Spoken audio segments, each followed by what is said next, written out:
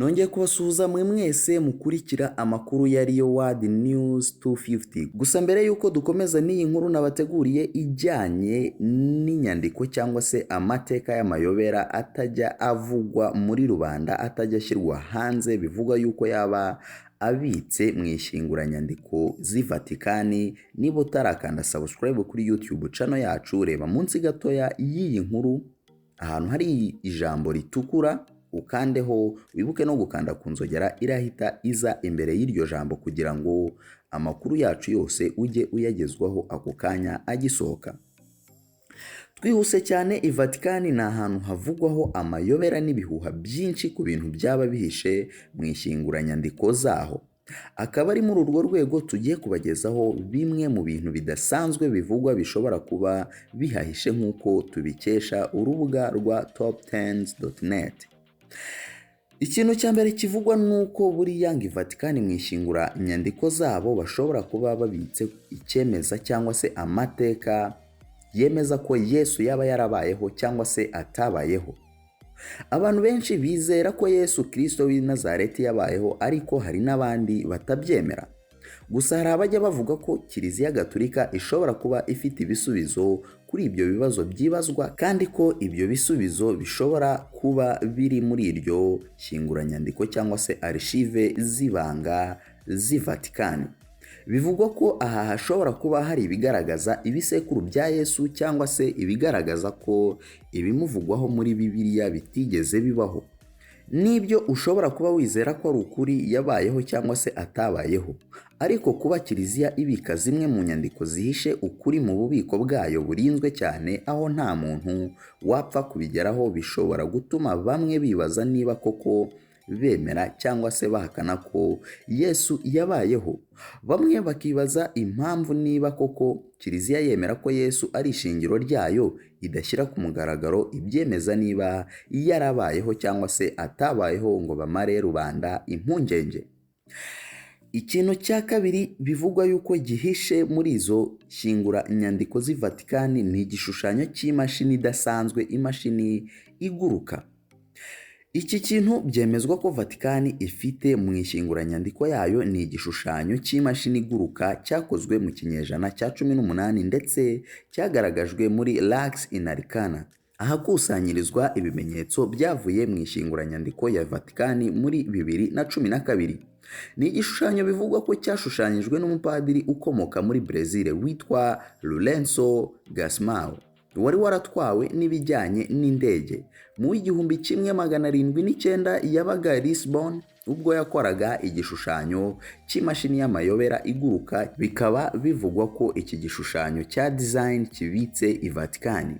Iyi mashini yiswe Passarola ijya gusa nk'inyoni itandukanye n'ibindi bishushanyo by'indege zigezweho bibitse. Ikindi kivuga ko cyaba kibitse i Vatican nuko bivugwa yuko Vatican buriya ishobora kuba ibitse amabanga yose, ndetse ikaba yanakuraho urujijo rw'umuryango Illuminati iramutse ishyize hanze amabanga y'uyu muryango w'ibanga bivugwa yuko ubaho cyangwa se bamwe bakavuga ko utabaho. Illuminati ni umuryango w'ibanga wabayeho washinzwe mu kinyejana cya 16. Bamwe bemeza ko wabayeho, abandi bakabihakana, ariko ngo Vatican yaba izi byinshi bijyanye n'uyu muryango bivugwa ko ufite intego zo kwigarurira isi, ndetse Vatican ikaba ibitse amabanga y'ibikorwa bitari byiza Illuminati yagiye igiramo uruhare. Hari n'abemeza ko Illuminati ishobora kuba ariyo icunga ishyinguranyandiko y'ibanga ya Vatican. Ikindi kintu gitangaje nuko buriya mu mateka ya Kiliziya Gatolika bivugwa ko Kiliziya Gatolika i Vatican haba harabayeyo cyangwa se Gatolika ubwayo yaba yarayobowe na Papa w'umugore mu mateka yayo. Ibi byose nabyo bikaba ari bimwe mu bintu by'ibanga, ibintu amabanga karundura abitse mu ishyinguranyandiko z'i Vatican batajya bemera yuko zajya hanze ngo abantu bamenye ukuri. Mu mateka hari umupapa w'umugore witwa Papa Joan waba warabayeho muri 855, ariko bikaba bitajya bivugwa. Bivugwa ko Joan yaba yaratorotse ubugizi bwa nabi n'ubukene abinyujije mu kwigira umugabo witwa John Anglicus cyangwa se English John. Ngo yaje kumenyekana muri kiliziya azamuka mu ntera kugeza abaye karidinali ndetse anatoranywa kuba papa. Ngo byari ibihe bikomeye i Roma ku buryo n'abapapa benshi bagendaga bahura n'ingorane zirimo no kwicwa na bamwe mu bayobozi bakuru mu idini.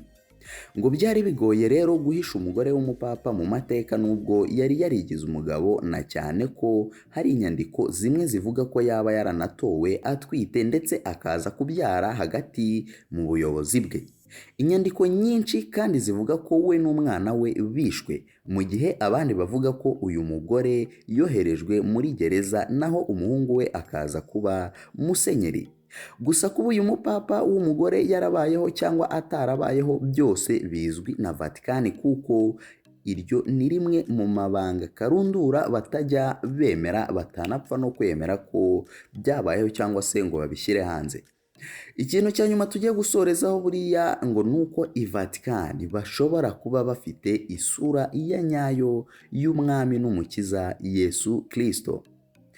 Kenshi hakunze kugaragazwa ko Yesu yari umuzungu, nyamara Yesu muri Bibiliya yabaye i Galileya mu misozi yo mu majyaruguru ya Isirayeli, akaba isura ye ishobora kuba yari yijimye ajya gusa nk'umwirabura kurusha uko yari umuzungu, nk'uko amashusho yagiye akorwa abyumvisha abantu ndetse abigaragariza abantu.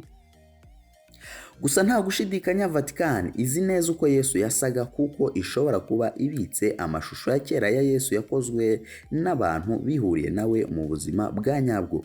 Ikindi cyemezwa nuko aho kuba umuzungu, Yesu nk'umuntu wavukiye mu burasirazuba bwo hagati yakabaye asa nk'abantu baho aho kuba umuzungu nk'uko abenshi twabibwiwe ndetse tubimenyereye.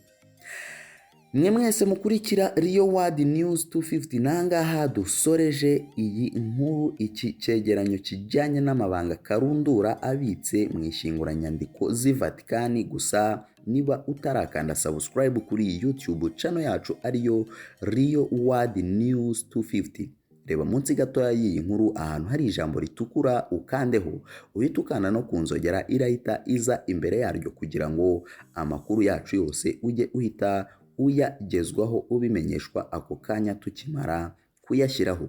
Murakoze, murakarama.